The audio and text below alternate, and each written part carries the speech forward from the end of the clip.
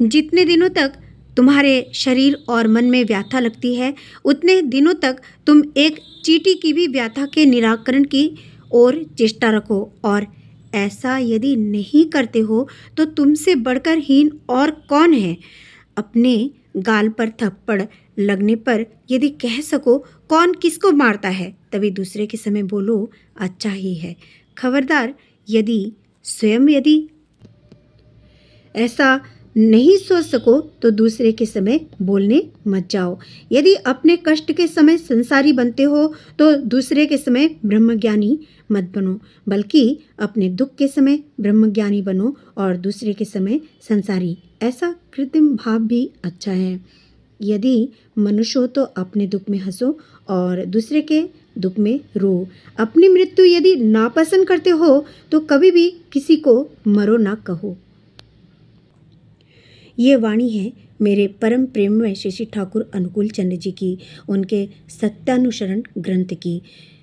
हम अक्सर यही गलतियाँ अपने जीवन में दोहराते रहते हैं।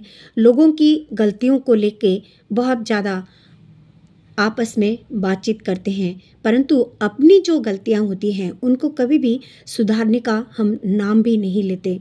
और सच पूछिए तो नाम लें भी तो कैसे। जो परमार्थ के शरण में रहते हैं, जो परमपिता की बातों को ज़्यादा मान के चलते हैं, जो अपने जीवन में प्रभु को मान्यता दे के चलते हैं, प्रभु के बिना और कुछ नहीं, मेरे प्रभु ने जो आज्ञा दी है वो सर्वोपरि है हमारे लिए। ये जो सोचते हैं, ये नियम जो अपने जीवन में पालन करते हैं, वो सच पूछिए ये सब गलतियाँ कर नहीं सकते। प्रभु ही वो ताकत है जो हमें हमारी बुराइयों से दूर करके एक सुंदर स्थिति हमें हमारे जीवन में प्रदान करते हैं। प्रभु ही वो शक्ति है, प्रभु ही वो ताकत है जो हमें हमारे जीवन के समस्त अंधकारों से, अज्ञानता से हमको दूर करके ज्ञान प्रकाश का रास्ता दिखाते हैं और हमें एक सुंदर सी जिंदगी प्रदान करते हैं, जिसमें हम स्वयं तो सुखी रहते ही हैं और हमारे सानिध्य में, हमारे टच में जो जो आते हैं वो भी सुखी और शांति का अनुभव करते हैं अपने जीवन में, सुंदर तरीके से, सुंदर गति से, निरंतर गति से और बिना किसी हिचकिचाहट के जीवन में बस यूं ही आगे बढ़ते जाते हैं। अपने समस्त दुख दर्दों को कहीं फेंक के कहीं दूर एकदम ऐसी जगह छोड़ के आ जाते हैं जहाँ वो कभी भी ज़िंदगी में वापस नहीं जाते हैं। और सच पूछिए तो ये बहुत बड़ी बात होती है जो प्रभु श्री चरणों में अपना समर्पण कर देते हैं, और ये उन्हीं के लिए ये सब हो सकता है। वही अपने जीवन को उन्नति के ओ रास्ते पे चल के उन्नत कर सकते हैं। पर कहते हैं प्रभु श्री चरणों में केवल और केवल शरणागति होने से ही कोई ऐसी बात है कि हमने जीवन में बहुत कुछ अचीव कर लिया, ऐसा ही नहीं है। खाली केवल शरणागति करके हम कोई कर्म नहीं कर रहे हैं। मान लीजिए केवल हमने अपने कर्मों का शरणागति कर दिया कि ठाकुर जी हमने जो पाप किया, पुण्य किया, वो सब आपके श्री चरणों में, और हमें पता नहीं क्या अच्छा है क्या बुरा है, बस आपके श्री चरणों में हम शरणागत हैं और हम और कुछ भी नहीं चाह रहे हैं। मगर इसका मतलब ये नहीं कि ठाकुर जी ने हमें कोई कर्म करने के लिए नहीं कहा है। बस हमें कर्म करते जाना है, हम बैठ के नहीं रह सकते। हम घर में बैठे हैं तो भी कोई बात नहीं, हम किसी ऑफिस में बैठे हैं तो भी कोई बात नहीं, लेकिन नाम हमारे जुबान पे चलता रहे। अगर हम बैठे बैठे भी सच चिंता करें तो वो भी एक कर्म है। मन, वाणी और कर्म। देखिए गीता में ये बात लिखी हुई है, मन, वाणी और कर्म, तीनों में कर्म समावेश है। तीनों का फल हमें मिलता है। यदि हम बुरे विचार करते हैं तो भी उसका फल हमें मिलता है, यदि हम अच्छे विचार करते हैं तो भी उसका फल हमें मिलता है। इसीलिए हमारा चिंतन वो बहुत सुंदर होना चाहिए। इसके लिए मैं एक और बात कहना चाहूँगी, चिंतन हमारा कैसे शुद्ध हो, कैसे हम अच्छे चिंतन के अंदर रहें, इस बात की थोड़ी सी मैं व्याख्या करना चाहूँगी। श्रीमद् भगवद गीता में मैंने श्रीमद् भगवद गीता की एक बात मैंने कही थी कि उसमें लिखा हुआ है कि श्री श्री कृष्ण जी ने ये बात कही है कि मीट मछली खाना, प्याज लहसुन खाना, ये सब पाप की श्रेणी में आता है। और भोजन से क्या कहते हैं, हमारे जीवन का जो है कर्म बिगड़ता है। भोजन यदि दूषित हो या फिर वो भोजन तामसिक हो, वो भोजन सात्विक न हो, तो उससे भी हमारे कर्मफल बिगड़ते हैं। यदि हम शुद्ध शाकाहारी खाना नहीं खाते हैं तो हमारा विचार भी शुद्ध नहीं हो सकता। ये आप लिख लीजिए, आज लिख लीजिए। ये परमपिता की वाणी है, मेरी वाणी नहीं है।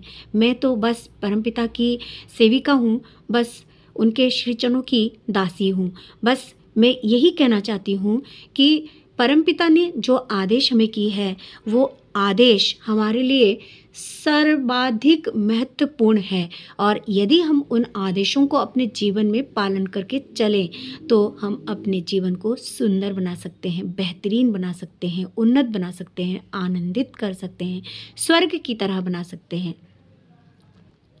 देखिए, जीवन में उतार चढ़ाव किसके जीवन में नहीं होते? सबके जीवन में उतार चढ़ाव हो जाते हैं, आते रहते हैं दुख, जाते रहते हैं दुख। लेकिन किसी एक चीज़ को लेके हम बैठे नहीं रह सकते। हम ये सोच नहीं सकते कि ये दुख है, ये कभी नहीं बीतेगा। नहीं, जिस तरह से रात होती है, आज अभी रात हो रही है, तो इसकी सुबह निश्चित और निश्चित है। भले हम इस दुनिया से चले जाएं, वो अलग बात है, मगर वो सुबह ज़रूर आएगी।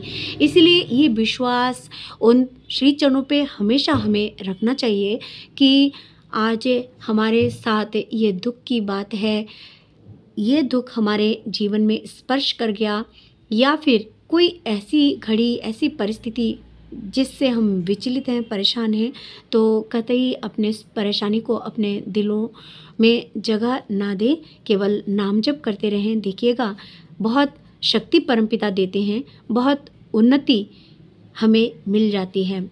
हम जीवन में बहुत कुछ अच्छा सोच सकते हैं, कर सकते हैं, अपने जीवन को उन्नत बना सकते हैं, आनंदित कर सकते हैं। मुझे यकीन है कि आप सभी मेरे ठाकुर जी की इन बातों को बहुत पसंद कर रहे हैं। मेरे द्वारा प्रस्तुति, मुझे लग रहा है कि हो सकता है कि आपके मन में ये लग रहा है कि ये भी परमपिता की संतान है, इसीलिए इसको हम आशीर्वाद देते हैं। मुझे ऐसा लगता है कि मेरे गुरुजन, मेरे बड़े, मेरी माताएं, जो भी जहाँ पे भी हैं, मुझे ढेर सारा आशीर्वाद देने के लिए प्रस्तुत हैं, और यूं ही देते भी रहें, ये आशा भी रखती हूँ, उम्मीद भी रखती हूँ, क्योंकि आपके आशीर्वाद के बिना मेरा कोई अस्तित्व नहीं, मेरा कुछ भी अपना मैं नहीं कह सकती। प्रभु के आशीर्वाद के बिना और आपके आशीर्वाद के बिना मैं यही कहना चाहती हूँ कि ये जो शुभ आशीर्वाद है आपका, ये सदा ही अपनी इस छोटी बहन पर, अपनी इस छोटी माता पर, या अपने परिवार की कोई एक बहन, बेटी, जो भी आप मुझे समझ सकते हैं, वही समझ के ही मुझे अपना शुभ आशीर्वाद देते रहें। ये शुभ जो आशीर्वाद मुझ पे यूं ही बनाए रखें, यही प्रार्थना आप सभी से है। परमपिता के रातुल श्री चरणों में आप सभी की मंगल कामना करते हुए आज यही आप सभी से विदा लेती हूँ। आप सभी अपने अपने जीवन में सुखी रहें, शांति से रहें, हंसते रहें, मुस्कुराते रहें। आप सभी को प्रणाम। जय गुरु। वंदे पुरुषोत्तमम।